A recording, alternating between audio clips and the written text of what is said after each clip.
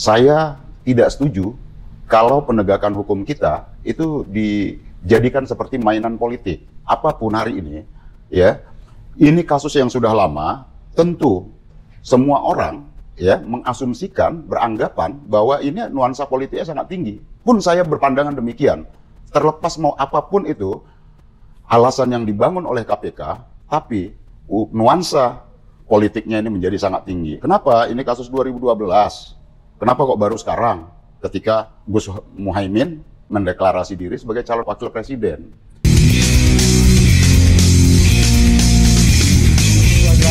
Ketemu lagi kita di channel yang perlu imajinasi gratis tidak bayar. Subscribe. Assalamualaikum warahmatullahi wabarakatuh. Senang jumpa kembali dengan teman-teman sobat Kicau Jelata.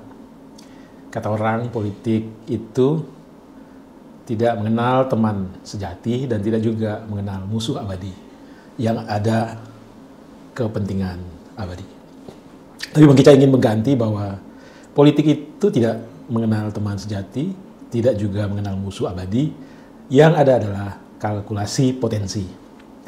Agaknya itulah yang terjadi menyangkut dengan katakanlah peristiwa politik yang mengagetkan banyak pihak, yaitu adanya deklarasi Capres-Cawapres Anies Baswedan dan Caimin. Ya, kenapa peristiwa ini sangat mengejutkan? Karena ini kalau Anies bilang unthinkable. Ya, kita tidak pernah berpikir. Yang kita tahu bahwa koalisi di kelompok Anies itu adalah Nasdem, PKS, dan Demokrat. Sementara Caimin sendiri adanya dari awal-awal bergabung dengan Gerindra. Dan belakangan Golkar dan PAN ikut bergabung dengan Gerindra. Dan sampai last minute kita tidak tahu. Yang kita dengar adalah reaksi yang bak drama Korea dari Partai Demokrat, mulai dari Pak SBY, kemudian para kader Demokrat di Santero Negeri, yang intinya menyayangkan, menghujat habis-habisan bahwa Anies Baswedan adalah pengkhianat. Bahkan dalam satu narasi, Pak SBY menyatakan Anies tidak jujur, tidak sidik. Bagaimana mungkin kita bisa memilih pemimpin yang seperti ini? Bagi kita bisa memahami apa yang terjadi dengan reaksi-reaksi dari kelompok orang, baik itu kader maupun simpatisan dari Partai Demokrat. Tetapi Bang Kicau juga bisa memahami apa yang sebenarnya dilakukan oleh Nasdem Surya Paloh. Jadi ujungnya adalah semuanya soal kalkulasi potensi. Kita tahu bahwa sejatinya Pak Surya Paloh tidak pernah menolak AHY. Pak Surya Paloh hanya tidak setuju untuk mendeklarasikan secepat mungkin sesuai dengan maunya Demokrat. Dan kita tahu sejak awal bergabung, kalau Bang Kicau nggak salah Januari 2023, itu banyak sekali hal-hal yang menurut Bang Kicau membuat Anies Baswedan agak sedikit puyeng menghadapi tekanan-tekanan dari Demokrat. Bagaimana tidak? Ada 3 perkongsian. Ada Demokrat, ada PKS, ada Nasdem. Ketiga-tiganya ini saling menentukan. Artinya salah satu dari mereka keluar, maka buyarlah perkongsian ini untuk bisa ikut berkontestasi. Karena hanya gabungan 3 partai ini yang bisa mengantarkan Anies menjadi calon presiden. PKS sendiri mengajukan Wapres, Aher, Demokrat mengajukan AHY tentunya, dan ada beberapa nama lain yang muncul oleh Nasdem dikemukakan seperti Yeni Wahid, dan bahkan di awal-awal Kofifah Indar Parawansa. Tokoh yang diusulkan oleh Nasdem tidak disetujui oleh AHY atau pihak Demokrat. Tokoh yang diajukan oleh PKS juga tidak disetujui dari ekspresi-ekspresi yang kita lihat. Dan sepertinya belakangan PKS juga menyetujui AHY.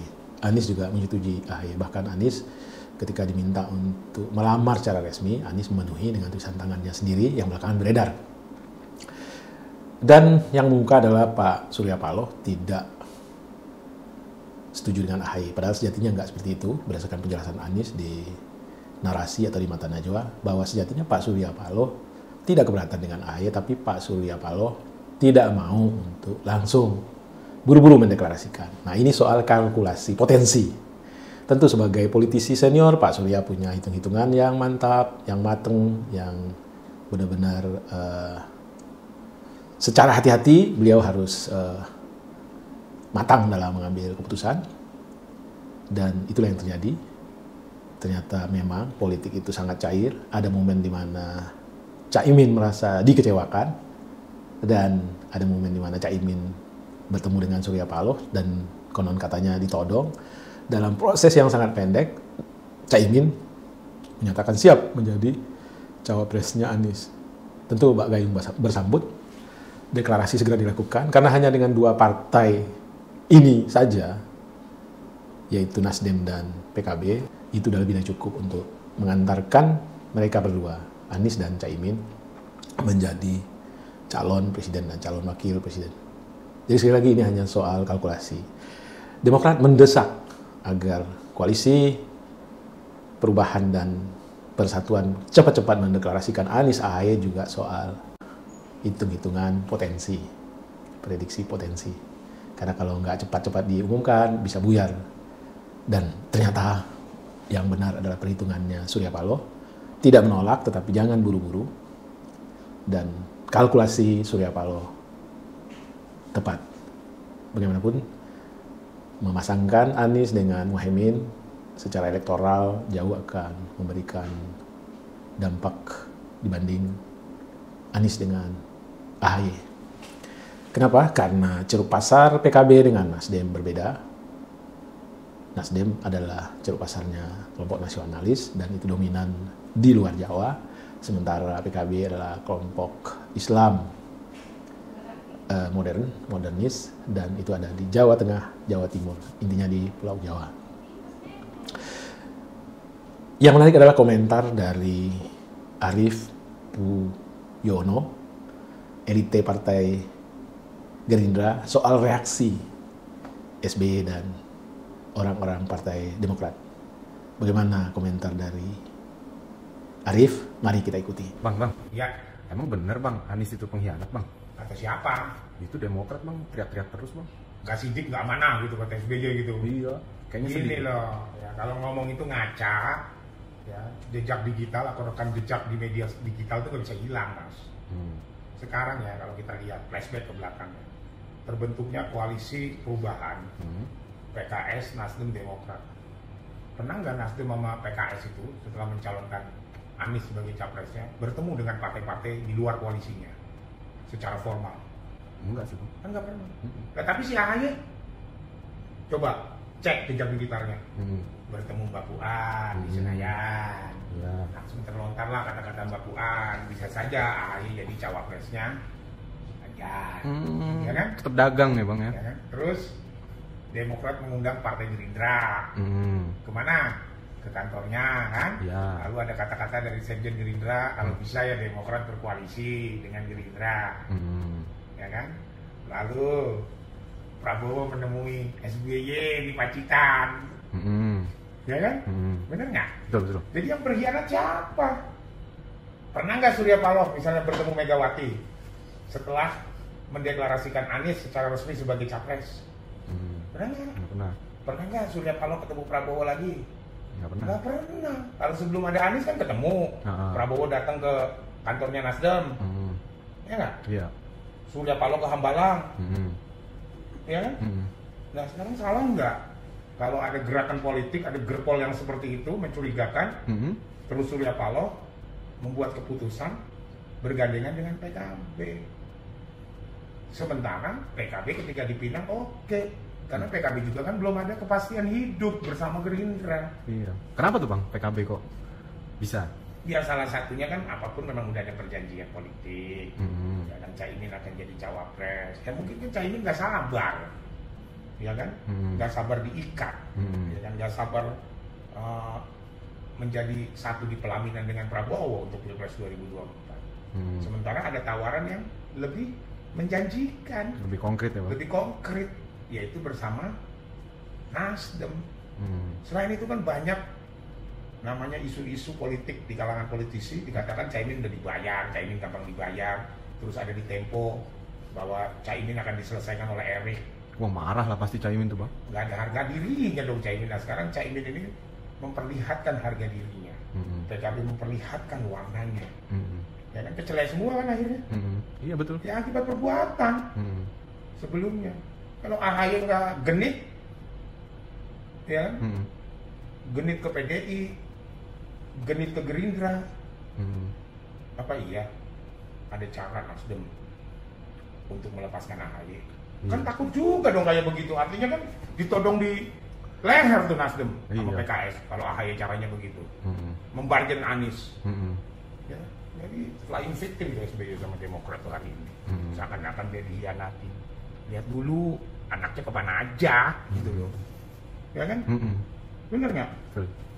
Bener nggak? Kalau komitmen dalam perjanjiannya sudah, nggak usah ke partai-partai lain. Ngapain dia safari politik? Kan orang semua curiga dong, boleh dong. Ya akhirnya dicetek lah dengan Nasdem dan PKB, ya nggak Mas? Ya kan Mas? Gitu loh. Nah.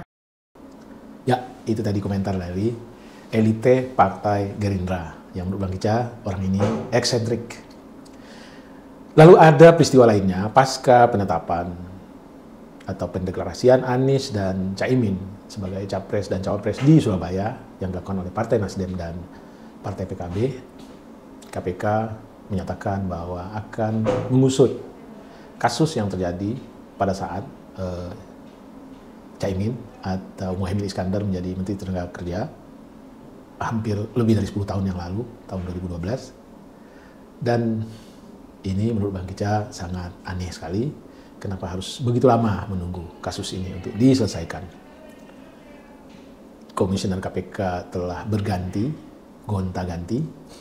Lalu standing position KPK pun saat ini dengan KPK sebelumnya berbeda pasca perubahan undang-undang. Jadi KPK yang ada saat ini tak sepenuhnya otonom karena berada di rumpun eksekutif.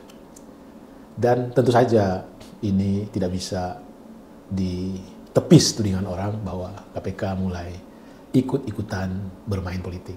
Dan ada yang mengatakan, bukankah komisioner KPK juga dipilih oleh anggota DPR yang merupakan afiliasi dari partai politik. Jadi jangan salahkan orang kalau mengait-ngaitkan peristiwa dipanggilnya Muhaimin terkait dengan katakanlah tindak pidana korupsi yang 12 tahun yang lalu dilakukan saat ini pasca deklarasi yang bersangkutan sebagai wakil presiden. Tentu KPK harus siap-siap menerima tudingan banyak orang. Dan salah satu pendapat yang patut kita simak adalah apa yang dinyatakan oleh politikus PDIP Masinton Pasaribu. Yuk kita dengarin. Pertama begini, saya ini bukan di barisan pendukung pencalonan Anies dan Caimin. Tapi ya, saya tidak setuju kalau penegakan hukum kita itu dijadikan seperti mainan politik. Apapun hari ini, ya, ini kasus yang sudah lama, tentu semua orang ya mengasumsikan, beranggapan bahwa ini nuansa politiknya sangat tinggi. Pun saya berpandangan demikian. Terlepas mau apapun itu alasan yang dibangun oleh KPK, tapi nuansa politiknya ini menjadi sangat tinggi. Kenapa? Ini kasus 2012. Kenapa kok baru sekarang? Ketika Mas Gus Muhaimin mendeklarasi diri sebagai calon wakil presiden, kemudian dipanggil ya oleh KPK, apalagi kalau dijadikan tersangka begitu. Nah tentu penegakan hukum itu untuk keadilan. Kemudian penegakan hukum itu memiliki ajas kepastian hukum. Nah kalau penegakan hukum kita diadakan seperti ini, ya kepastian hukumnya ya nggak ada. Kasus 2012, kok baru sekarang? Nah selama ini ngapain gitu kan? Nah ini yang menurut saya kita tidak boleh tolerir hukum dijadikan alat politik, itu tidak benar. Itu menentang prinsip-prinsip demokrasi. Penegakan hukum ya penegakan hukum. Itulah namanya supremasi hukum. Ditegakkan, mau langit hendak runtuh, ditegakkan hukum itu. Tetapi kalau ada campur aduk politik di dalam penegakan hukum tadi, itu harus ditentang sama-sama. Ya teman-teman, itu tadi cerita soal peristiwa politik. Sekali lagi, politik itu tidak ada teman abadi atau teman sejati, tidak juga ada musuh abadi. Yang ada adalah kalkulasi potensi. Dan itulah yang terjadi. Kalkulasi potensi menurut hitung-hitungan Surya Paloh. Sehingga langsung mendeklarasikan Anies dan Caimin. Kalkulasi potensi menurut hitung-hitungan Partai Demokrat, sehingga mereka mendorong, membuat suasana sedemikian rupa agar buru-buru Koalisi Perubahan dan Persatuan mendeklarasikan Anies AHY. Dan kalkulasi yang paling matang adalah kalkulasi cool yang dipertontonkan oleh PKS. Ya, Partai Keadilan Sejahtera yang tetap dingin, tetap tenang, dan mudah-mudahan ini adalah satu kematangan berpolitik yang boleh dicontoh oleh partai lain. Demikian kicau pendek soal peristiwa-peristiwa politik yang mengagetkan kita di minggu-minggu terakhir. Tentu ke depan bakal ada kagetan-kagetan baru yang akan kita saksikan. Wabillahi taufiq wal hidayah. Wassalamualaikum warahmatullahi wabarakatuh. Salam sehat dan tetap semangat.